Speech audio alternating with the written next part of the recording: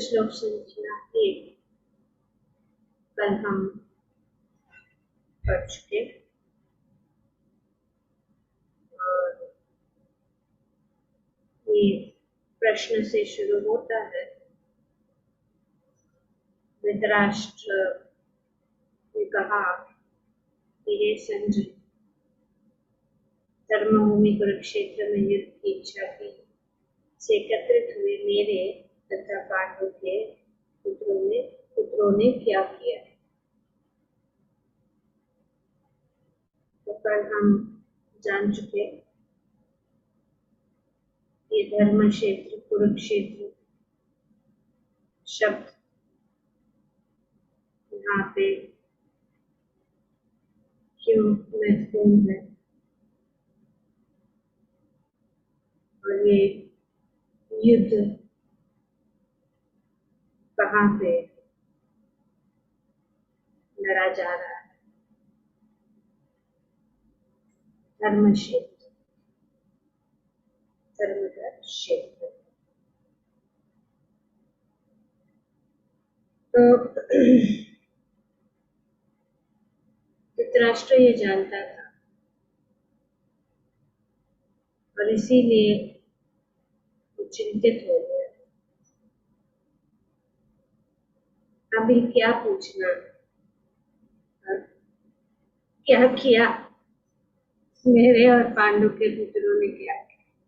Okay, युद्ध हो रहा है तो क्या करेंगे, युद्ध ही करेंगे और क्या करेंगे। पूछ रहा है कि भाई भी भाई है, वे जानते थे कि उनके पुत्र अधर्मी थे और ये धर्म क्षेत्र है और इस धर्म क्षेत्र में युद्ध हो रहा है। तो ये पहले से ही निश्चित।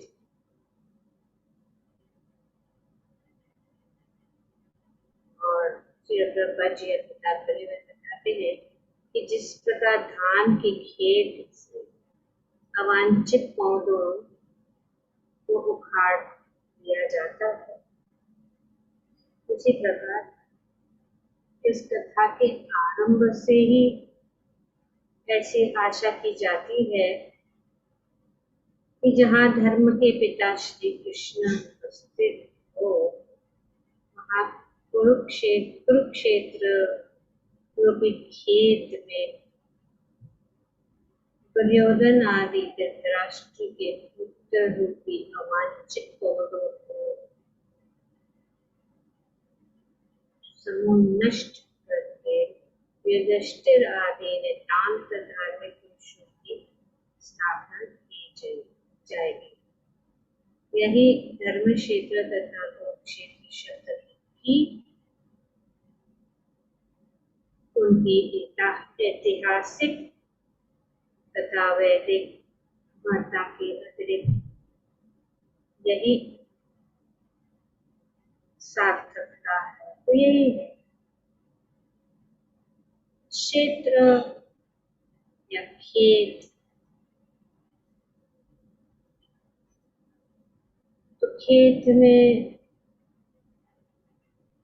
अच्छे अन्न उगाए जाते हैं, पर खेत में साथ साथ जो है वांछित पौधे भी उगते हैं जो हानि पहुंचा सकते। जो अच्छे पौधे हैं उनको हानि पहुंचा, इसीलिए यहाँ पे इस कुरुक्षेत्र रूपी खेत में जो अवांछित पौधे दुर्योधन और उनके संग सब जो है नष्ट हो जाए।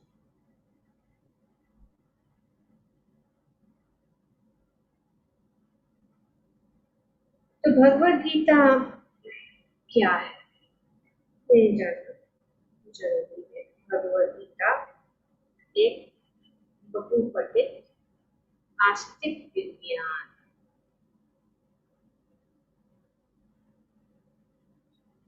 widely read theistic science, आस्तिक विज्ञान है।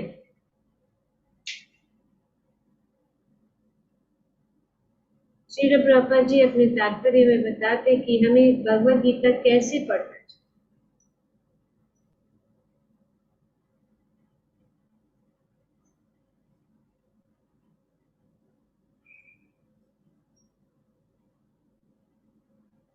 कैसे पढ़ना चाहिए?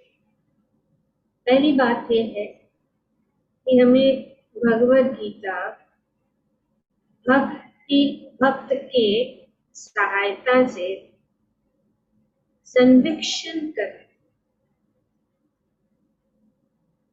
हमें इस भगवद गीता का अध्ययन करना चाहिए। संरक्षण मतलब स्क्रूटनाइजिंग, भक्त की सहायता से।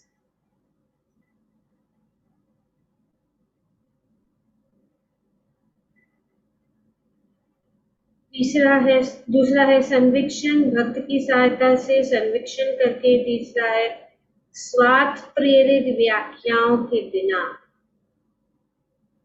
उसे समझने का प्रयास। स्वार्थ, उसे हम जानते हैं कि बहुत सारे भगवद गीता, जब प्रभुपाद जी अमेरिका गए थे जब 700 से भी अधिक भगवद गीता के अनेक अनुवाद थे, पर फिर भी जो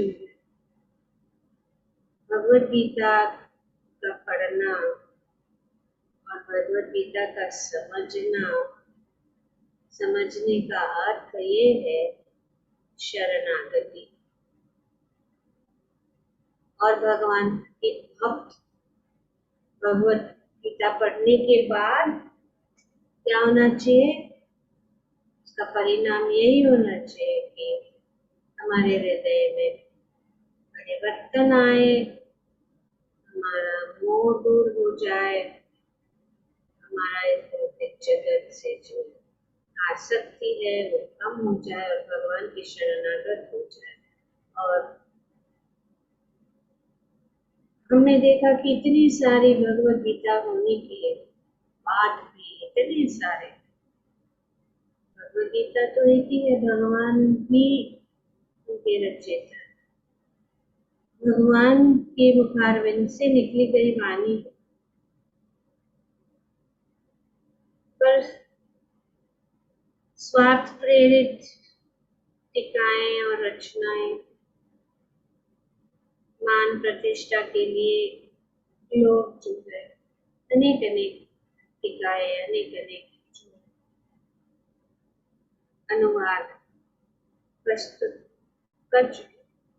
पर जैसे ही श्री प्रभुपाद जी ने भगवद गीता, इसीलिए प्रभुपाद जी ने अपने भगवद गीता की इस प्रस्तुति के ऊपर उन्होंने क्या लिखा है? यथारूप, एज इट इज।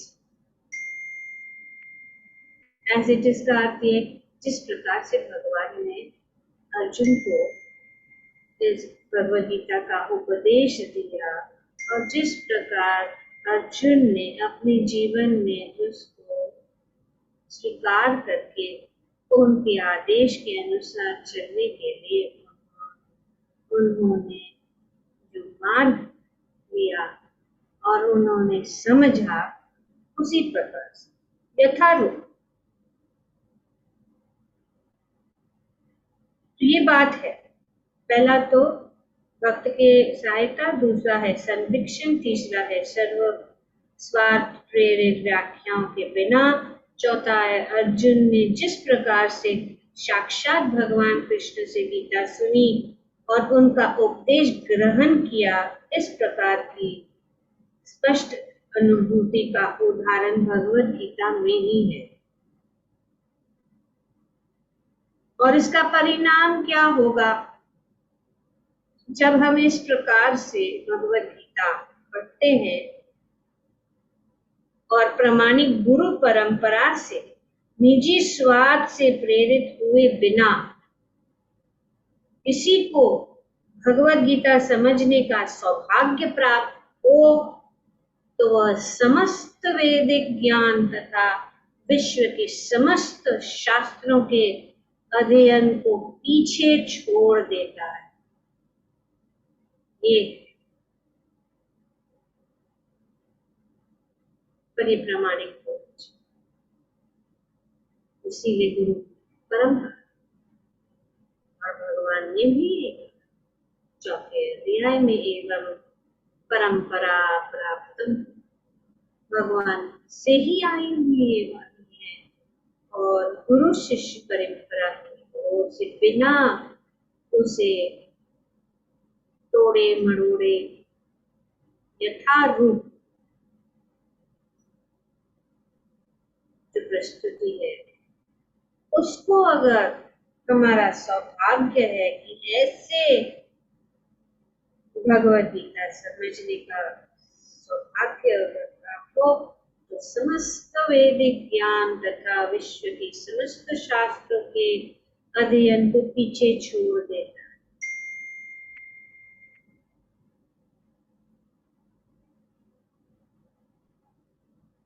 तो भगवद गीता में हम क्या पाते हैं? क्यों ये समस्त वैदिक ज्ञान तथा समस्त शास्त्रों के अध्ययन को पीछे छोड़ देता है? क्योंकि पाठक को भगवद गीता में न केवल अन्य शास्त्र की सारी बातें मिलेगी अपितु ऐसी बातें भी मिलेंगी जो अन्यत्र नहीं उपलब्ध है। इसलिए एकम शास्त्रम देवकी पुत्र गीतम एको देवो देवकी पुत्र एव एको मंत्रस्तस्य नामानि यानि कर्मापेकम तस्य देवस्य। और कुछ जरूरत है एकम शास्त्र भगवद गीता पर्याप्त। अगर हम इसको समझे भगवद गीता को समझे तो समझ लेना चाहिए कि हमें सब ज्ञान मुख्य ज्ञान ये जो सूत्र बताए गए हैं वे सभी वैदिक शास्त्र के अनुसार।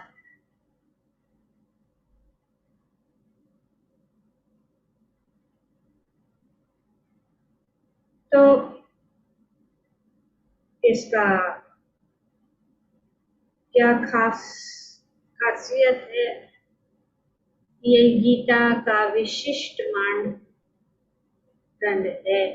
स्वयं भगवान श्री कृष्ण द्वारा साक्षात उच्चारित होने के कारण यह पूर्ण आस्तिक विज्ञान है। परफेक्ट थियस्टिक साइंस क्यों है? क्योंकि स्वयं भगवान रचित किया गया है, उच्चारित किया गया है, इसीलिए ये पूर्ण आस्तिक विज्ञान है। तो ये है। और इस श्लोक में पहले से ही धृतराष्ट्र तो नेत्रहीन थे, वो ना तो युद्ध में भाग ले सकते थे ना ही वो देख सकते थे। तो इसीलिए उनके जो साथी है संजय। संजय कौन थे? संजय श्री व्यासदेव के शिष्य थे और व्यास जी की कृपा से संजय को दिव्य दृष्टि प्रदान की गई क्योंकि वे धृतराष्ट्र के ही महल में बैठे बैठे कुरुक्षेत्र के युद्ध स्थल का दर्शन कर सकता था। इसीलिए धृतराष्ट्र ने उससे युद्ध स्थल की स्थिति के विषय में पूछा। भयभीत उन्होंने सोचा, धृतराष्ट्र ने सोचा कि शायद ये धर्म क्षेत्र है, क्योंकि वो चाहता था कि उनके पुत्र को ही राज्य मिले, और पहले से ही उनको इन्होंने अलग भी कर दिया। ये क्या कह रहे हैं संजय को? मेरे तथा पांडु के पुत्रों ने त्याग किया। इस प्रकार से पांडव तथा धृतराष्ट्र के पुत्र दोनों ही एक वंश के संबंधित थे, किंतु यहाँ पर धृतराष्ट्र के वाक्य से उनके मनोभाव प्रकट हो गए। इसलिए संजय से उन्होंने पूछा, तो संजय सब देख रहा था। तो दिव्य दृष्टि आज तो हम देख ही रहे, दूरदर्शन, आंखों देखा हाल। क्रिकेट मैच कहीं और चल रहा है, ऑस्ट्रेलिया या लंदन में, और हम बैठे बैठे कहाँ देख रहे अपने घर पे। तो अभी तो यंत्र की जरूरत है, लेकिन पहले दिव्य शक्ति से, ये शरीर पूर्ण है, पंच धातु, पंच महाभूत और सब कुछ जो इस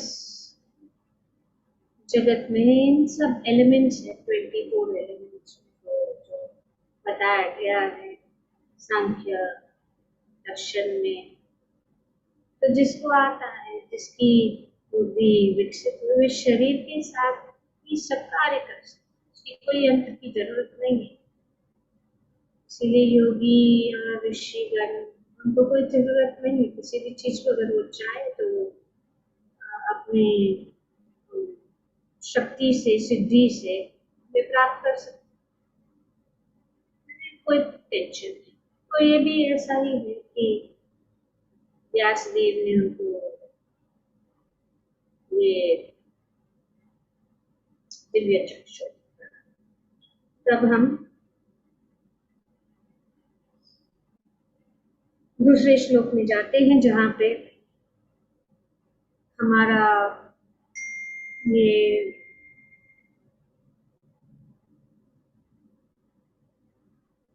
प्लान है कि हम 11वें श्लोक तक पढ़े। हम सिर्फ पढ़ेंगे और जो बातें मुख्य है उनकी चर्चा करते जाएंगे जैसे जैसे हम आगे बढ़ते हैं। आप लोग जानते भी हैं ऑलरेडी काफी चीजें।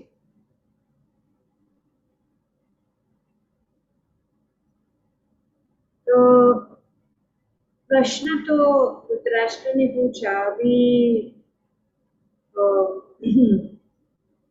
संजय उत्तर दे, इसीलिए आगे का श्लोक भी संजय हुआ। संजय ने कहा, व्यूढ़ं दुर्योधनस्तथा आचार्यं प्रसन्नं राजन् वचन अब्रवीत्। तो संजय ने कहा, क्या कह रहे संजय? राजन, पांडु पुत्रों द्वारा सेना की व्यूह रचना देखकर राजा दुर्योधन अपने गुरु के पास गया और उनसे ये शब्द किए। अभी ये भी पहले तो धृतराष्ट्र ही डरा हुआ था, अभी दुर्योधन भी डरा हुआ। तो क्या जरूरत है कि एक राजा होके और वो जो है अपने गुरु के पास, क्योंकि उन्होंने वो व्यूह रचना देखी, उन्होंने सोचा कि ये कौन है, ये पांडव क्या करेंगे, और वो भयभीत भी था। जब भय होता है, जो असत्य के मार्ग पे चलता है, वो चाहे भी अपने आप को कितना भी बलशाली समझता है, लेकिन अंदर तो वही है, सोच हो सकते कि मार तब अब भय, कोई भय नहीं। इसीलिए ये जा रहा है क्योंकि उसने देखा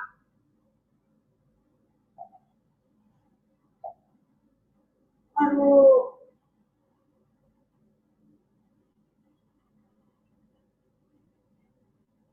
जानता था ये सब उनके आचार्य है, गुरु है, भीष्म पितामह है, उनका स्नेह पांडवों के प्रति, खास करके द्रोणाचार्य। तो इसीलिए वो उसने उनको बताया, उन्होंने जाके उनको बताया। तो धृतराष्ट्र तो जन्म से ही अंधे थे। दुर्भाग्यवश वे आध्यात्मिक दृष्टि से भी वंचित था। वह जानता था कि उसी के समान उनके पुत्र भी धर्म के मामले में अंधे हैं और इससे विश्वास था कि वे पांडवों के साथ कभी भी समझौता नहीं कर पाएंगे क्योंकि पांचों पांडव जन्म से ही पवित्र थे। तो इस प्रकार से यहाँ पे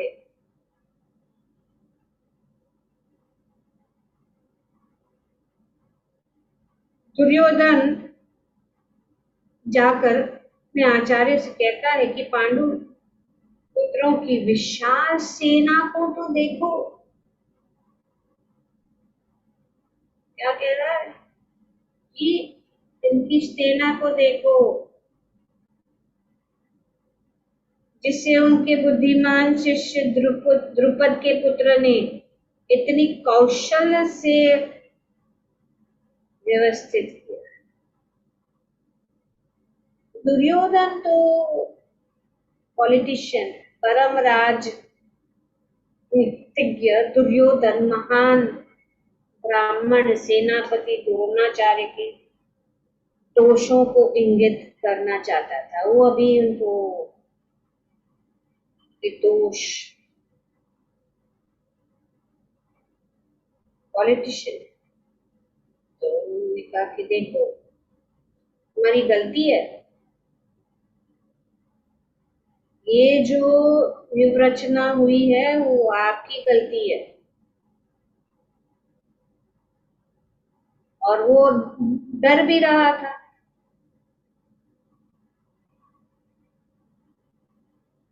क्योंकि वे जानता भी था कि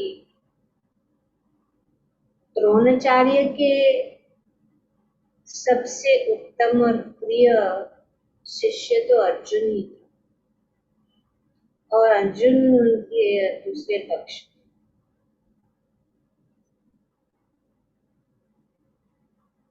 पर उन्होंने ये क्या कहा यहाँ पे, वो इतना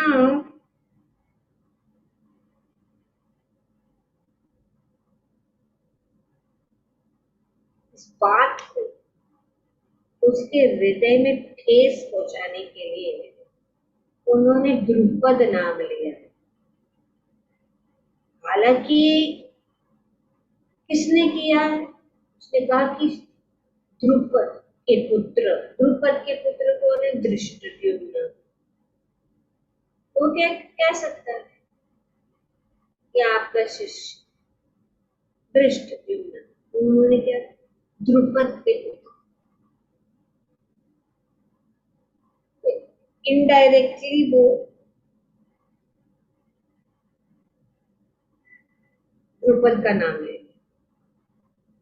क्योंकि वो जानता था द्रोणाचार्य और द्रुपद का के बीच में शत्रुता थी। तो वो चाहता था कि वो जो है उसके अंदर वो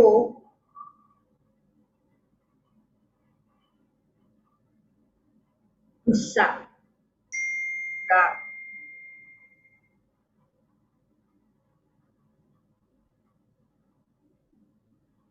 तो यहाँ पे ये वर्णित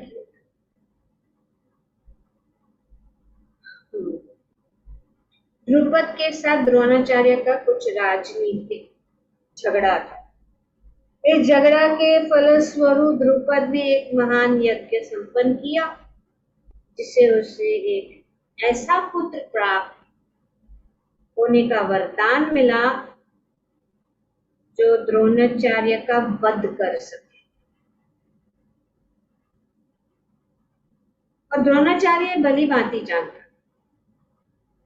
किंतु जब द्रुपद का पुत्र धृष्टद्युम्न युद्ध शिक्षा के लिए उनको सौंपा गया, तो द्रोणाचार्य को उसे अपने सारे सैनिक रहस्य प्रदान करने में कोई झिझक नहीं। ये ब्राह्मण का गुण। तो अभी इसने धृष्टद्युम्न, वो जानते थे कि धृष्टद्युम्न के द्वारा मेरा वध होगा, फिर भी उन्होंने सब कुछ सिखाया। और अब दुर्योधन कह रहा कि देखो कितनी अच्छी सैन्य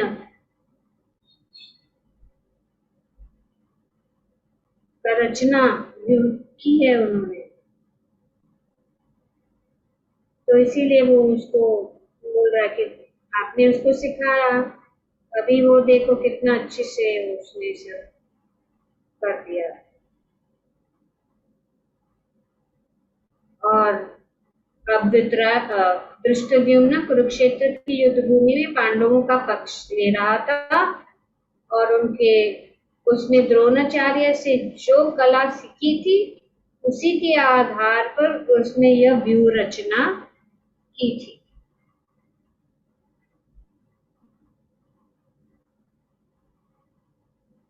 तो दुर्योधन ने द्रोणाचार्य की इस दुर्बलता की और इंगित किया, जिससे वह युद्ध में सजग रहे और समीक्षता न करे। इस द्वारा वह द्रोणाचार्य को यह भी बताना चाह रहा था कि कहीं वह अपने प्रिय शिष्य पांडवों के प्रति युद्ध में उदारता न दिखा बैठे, क्योंकि विशेष रूप से अर्जुन उनका अत्यंत प्रिय एवं तेजस्वी शिष्य था। दुर्योधन ने यह भी चेतावनी दी कि युद्ध में इस प्रकार की उदारता से हार हो सकती है। वो भी देख रहा है, डरा हुआ है।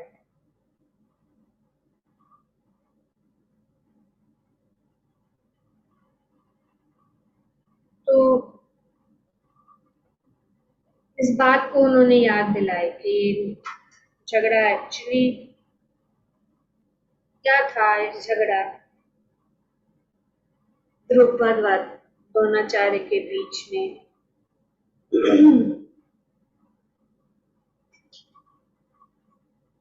द्रोणाचार्य और द्रुपद जो है दोनों एक ही गुरुकुल में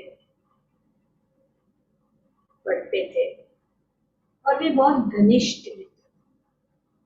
द्रोणाचार्य एक गरीब ब्राह्मण और द्रुपद कौन, एक राजकुमार, पर फिर भी उनकी मित्रता बहुत घनिष्ठ हो गई और उनका मित्रता उनके भाव में द्रुपद ने द्रोणाचार्य को कहा कि जब हम गुरुकुल से हम वापस जाएंगे, हमारी जो शिक्षा खत्म होगी, तब मैं जब राजा बनूंगा तो मैं अपना आधा राज्य तुझे दे दूंगा। तो द्रोणाचार्य ने उसके मन में ये बात उनके मित्र का जो ये स्नेह और जो बात उन्होंने बोला उनके मन में डस गया, उसके हृदय में रहता रहा था बहुत समय तक। जब वे गुरुकुल से अपने अपने घर चले गए और द्रोणाचार्य का विवाह हुआ तो उनका पुत्र था, उनको वो इतना गरीब ब्राह्मण कि उनके पास गाय नहीं, गाय नहीं होने का कारण वो अपने बच्चे को दूध नहीं, वो दूध के लिए वो हमेशा रोता था और उसने सोचा कि क्या किया जाए। उनकी माता उसको आटा पानी में भून के ऐसे कहकर दूध कहकर उसको पिलाती थी। तो द्रोणाचार्य को देखा नहीं गया तो उसको फिर याद आया कि द्रुपद मेरा मित्र है, अभी वो राजा है, तो मैं उसके पास जाता हूँ और उसे गाय मांगता। ब्राह्मण जो है जरूरत से अधिक नहीं मांगता, जितना जरूरत। तो जब वो द्रुपद के महल में पहुंचा तो उसको अच्छी तरह से स्वागत नहीं किया गया और वो अपने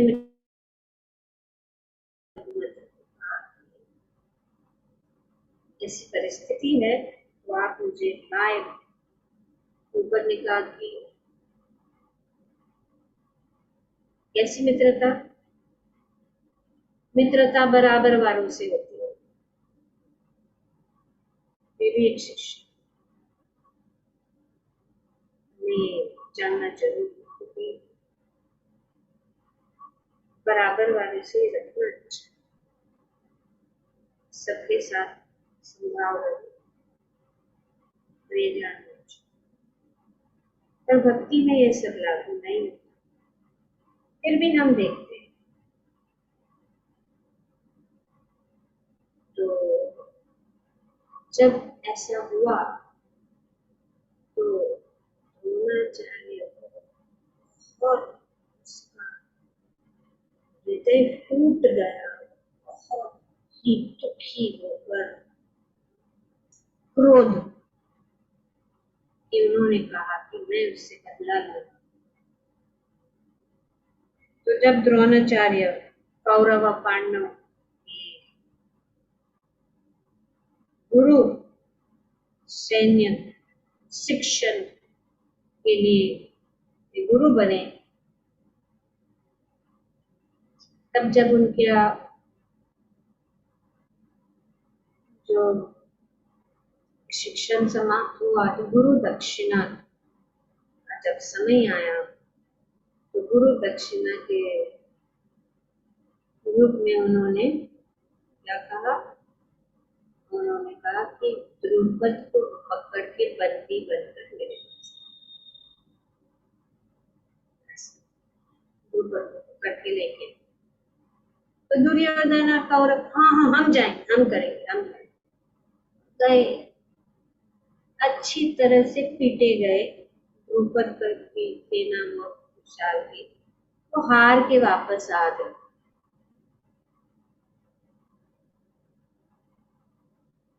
नहीं कर पाए, अपने गुरु की इच्छा पूर्ण नहीं कर पाए। फिर बहुत दुखी हो गए द्रोणाचार्य। उन्होंने सोचा कि अभी जो मैं करना चाहता हूँ नहीं करता। तब अर्जुन सामने आया और उसके पीछे पीछे उनके सब भाई, उन्होंने कहा हम जाएं। और वे गए और द्रुपद को पकड़ के बंदी बनाकर अपने गुरु के चरण में अर्पित कर दिया। और इस प्रकार से द्रुपद ने इस प्रकार से द्रोणाचार्य ने द्रुपद का आधा राज्य ले लिया। अभी राजा ले लिया तो उसका अपमान द्रुपद को सहन नहीं, उसको छोड़ दिया। द्रुपद को भी सहन नहीं हुआ कि मैं इतना अपमानित हो गया हूँ। उन्होंने एक यज्ञ किया पुत्र उत्पन्न करने के लिए कि जो द्रोणाचार्य का वध करे। तो इस प्रकार से उस यज्ञ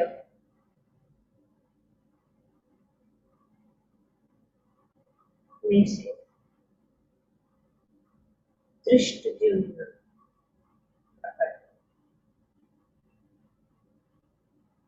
उनके साथ दोनों ही ऐसे तो अब देखते हैं कि द्रौपदी यही महाभारत युद्ध कारण। तो इस प्रकार से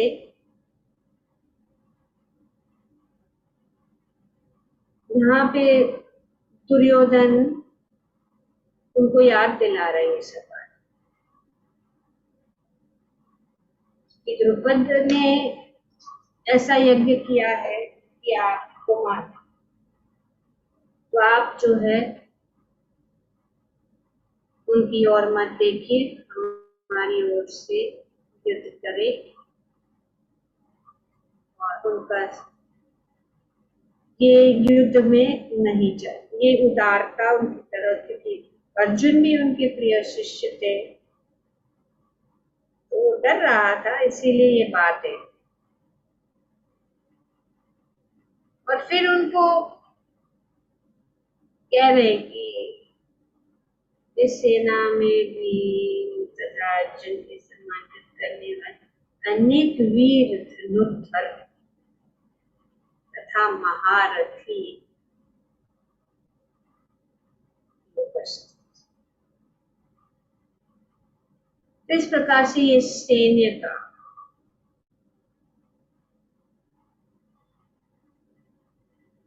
वर्णन किया गया। इस सेना रिव्यू रचना, ये सैन्य निरीक्षण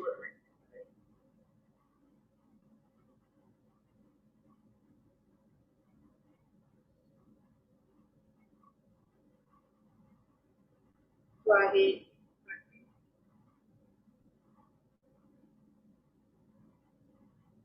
तो दुर्योधन सोच रहा था और आजकल के भौतिकवादी लोग जो है दुर्योधन जैसे वे सोचते हैं कि हमारे पास बहुत शक्ति, हमारे पास ये है, हमारे पास वो है, हमारे पास बहुत धन है, बहुत बड़े बड़े लोगों को जानते हैं और इसके लिए कोई मुझे हानि नहीं पहुंचा सकता है और कोई जरूरत नहीं है भगवान की शरणागत होना। अपना धन, अपना मान, अपना प्रतिष्ठा मुझे खतरे से बचा सकता है, मेरे पास बहुत सारी शक्ति है। तो इस भ्रम रहने के कारण, जैसे कि हम पढ़ रहे हैं, अंधकार में, और इस अंधकार में रहने के कारण भगवान की शरणागत नहीं हुई। और हाँ, दुर्योधन ने सोचा कि मेरे साथ इतने सब लोग हैं, भीष्म, द्रोणाचार्य, कृपाचार्य और नारायणी से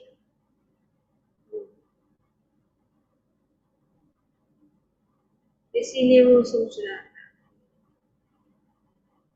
जी फिर भी भाई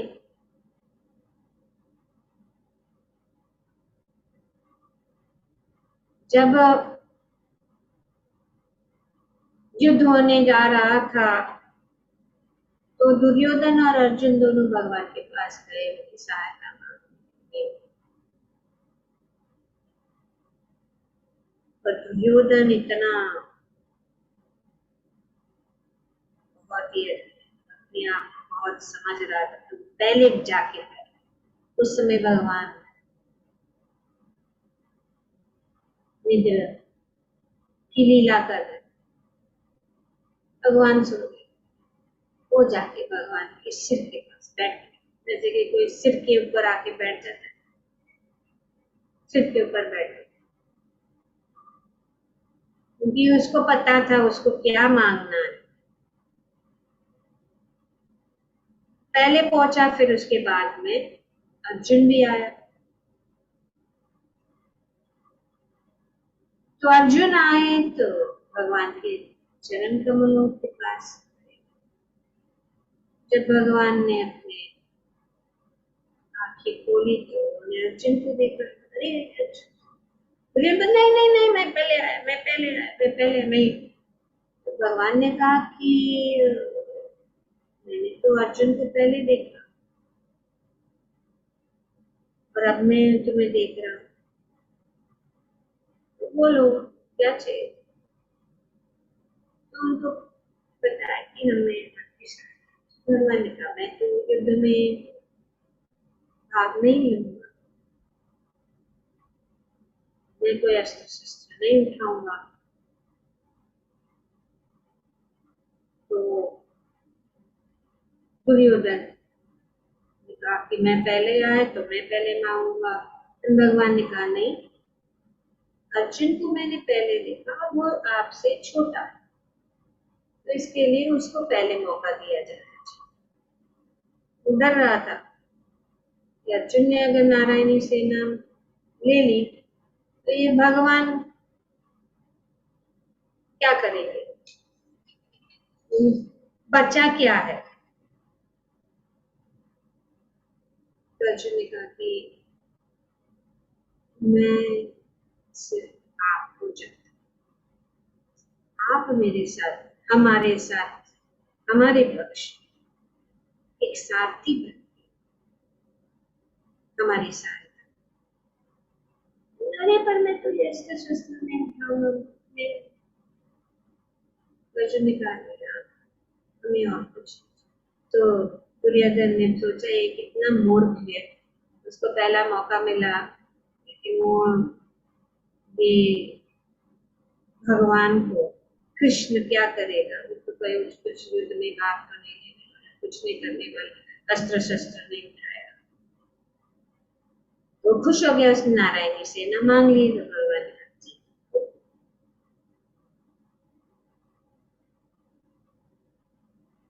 तो इस प्रकार से वो सोच रहा था कि मेरे पास सब कुछ है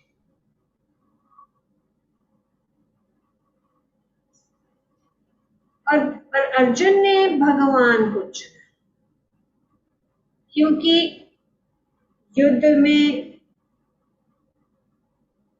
अच्छा सारथी होना बहुत जरूरी अगर कोई अच्छा सारथी हो तो जीत। तो इसी प्रकार हमारे इस जीवन युद्ध में अगर हम भगवान को अपना सारथी बनाए तो हम जो है अपने गंतव्य तक और हमारा ये जीवन सफल हो। भगवान हमेशा चाहते हैं कि हम उनकी शरणागत हो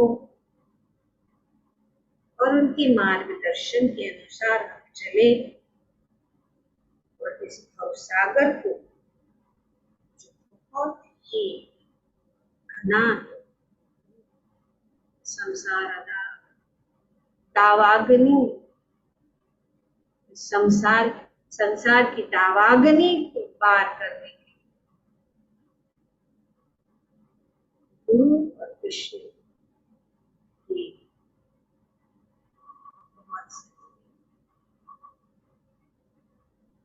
सो अर्जुन भगवान को चाहता था, पर दुर्योधन भगवान की शक्ति को चाहता।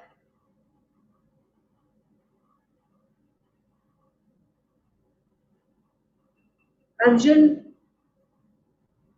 भगवान से प्रेम कर रहा था, दुर्योधन भगवान की शक्ति से प्रेम। जिस प्रकार कोई हमसे प्यार करे या हमारे जेब से प्यार। If someone loves you and somebody loves your pocket, वही है।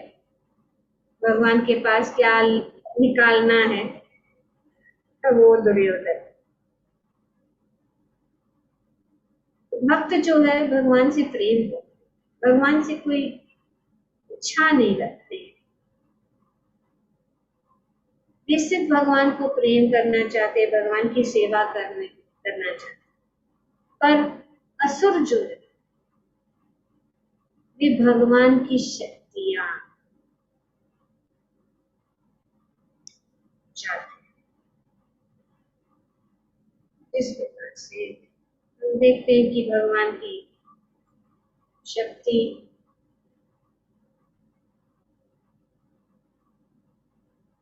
माता सीता, लक्ष्मी जी, जो समृद्धि प्राप्त करना है, तो इसीलिए वे चाहते हैं लक्ष्मी पूजा, समृद्धि। पर लक्ष्मी बिना नारायण। तो इसी प्रकार से जितना भी समृद्धि है, माता सीता लक्ष्मी, जितना भी सोना चांदी, जितना भी सुंदर सुंदर जो मणियां है, सब जो है इस भौतिक जगत में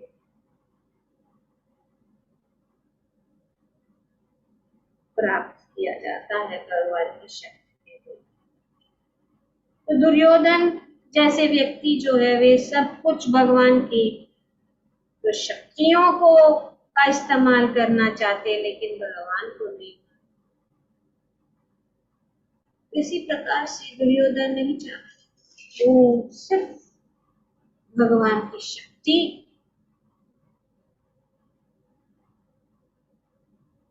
पर अंत में सब कुछ तो भगवान है, वे जानते हैं सब कुछ तो भगवान का ही है। जैसे ईशावास्य वेदा, ईशा प्रिंसिपल को नहीं जानते,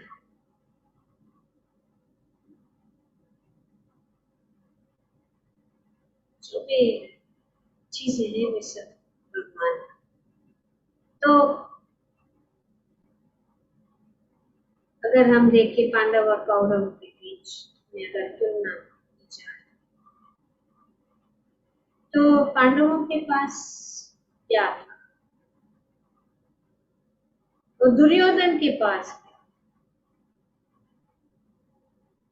राज्य। दुर्योधन के पास बड़ा राज्य था, पांडवों के पास राज्य,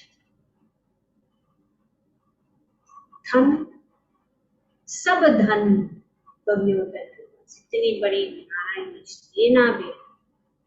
और पांडवों के पास या अर्जुन के पास क्या था, थोड़ा सा। सब ऐश्वर्य सब कुछ जो उसके पास था, दुर्योधन के पास, उनके पास कुछ, पांडवों के पास सेना भी सबसे बेस्ट सेना दुर्योधन के पास था, अर्जुन के पास। शांति दुर्योधन को नहीं थी, लेकिन शांति अर्जुन, क्योंकि भगवान प्रभा जी यहाँ तात्पर्य में बताते हैं कि जिसने भगवान की शरणागत प्राप्त किए उनको कोई भय का कोई कारण नहीं, वे भय से मुक्त हो जाते और इसीलिए वे शांत प्राप्त करते हैं। भय, सभी भय दुर्योधन के पास, अर्जुन पांडव कोई भय, मार्गदर्शन सबसे उत्तम मार्गदर्शन दुर्योधन के पास था, लेकिन उसने उसको स्वीकार नहीं किया। पर अर्जुन के पास मार्गदर्शन देने के लिए स्वयं भगवान सबसे उत्तम मार्गदर्शन अर्जुन ने स्वीकार किया, भगवान को अपने जीवन में या अपने साथ देने। तो इस प्रकार से कोई श्रद्धा नहीं थी दुर्योधन के पास, पर अर्जुन के पास सब। और आगे हम देखते हैं सभी शुभ लक्षण, कोई भी ऐसे शुभ लक्षण नहीं थे कौरवों के लिए, सभी शुभ लक्षण हम देखते हैं पांडवों के पास। तो भौतिक स्तर पर देखा जाए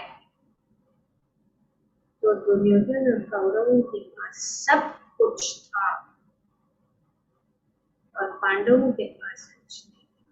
लेकिन आध्यात्मिक स्तर पर अगर देखा जाए तो कौरवों के पास कोई भी साधन नहीं थे, अर्जुन और पांडवों के पास सभी जो आध्यात्मिक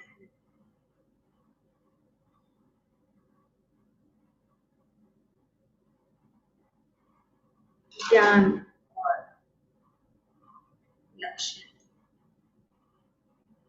तो ये यहाँ आगे बताया जाएगा इस प्रकार से शुभ लक्षण। तो कौन पढ़ेगा श्लोक संख्या 4? ऐसे करो कि अनुवाद को पढ़ो। 4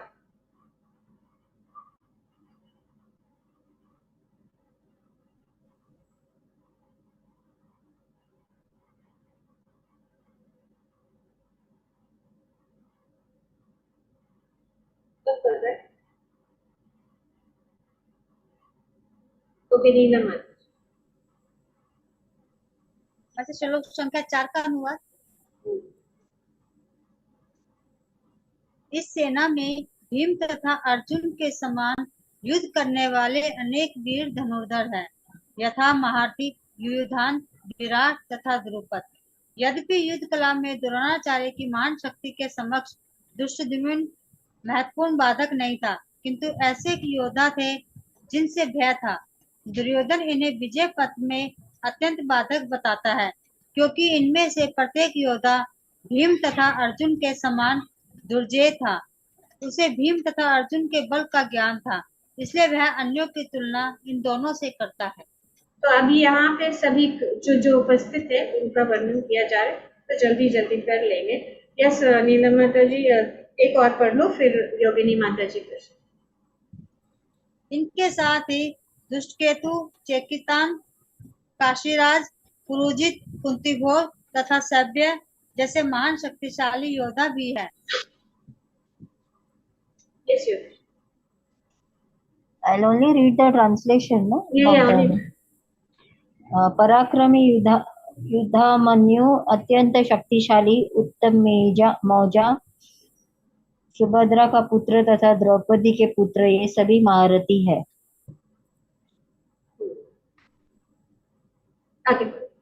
आगे भी पढ़ो। ओके। किंतु हे ब्राह्मण श्रेष्ठ, आपकी सूचना के लिए मैं अपनी सेना के उन नायकों के विषय में बताना चाहूंगा जो मेरी सेना को संचालित करने में विशेष रूप से निपुण है। Yes, Rajeshwari ma'am. Yes, okay. Rajeshwari. हरे कृष्णा। मेरी सेना में स्वयं आप भीष्म, कर्ण, कृपाचार्य, अश्वत्थामा, विकर्ण तथा सोमदत्त का पुत्र भूरिश्रवा आदि हैं, जो युद्ध में सदैव विजयी रहे हैं। आगे पढ़ूं आगे। ऐसे अन्य अनेक वीर भी हैं जो मेरे लिए अपना जीवन त्याग करने के लिए उद्यत हैं। वे विविध प्रकार के हथियारों से सुसज्जित हैं और युद्ध विद्या में निपुण हैं। आगे पढ़े माते। Yes. हमारी शक्ति अप्रियमेय है और हम सब पितामह द्वारा भली भांति सुरक्षित हैं, जबकि पांडवों की शक्ति भीम द्वारा भली भांति सुरक्षित होकर भी सीमित है।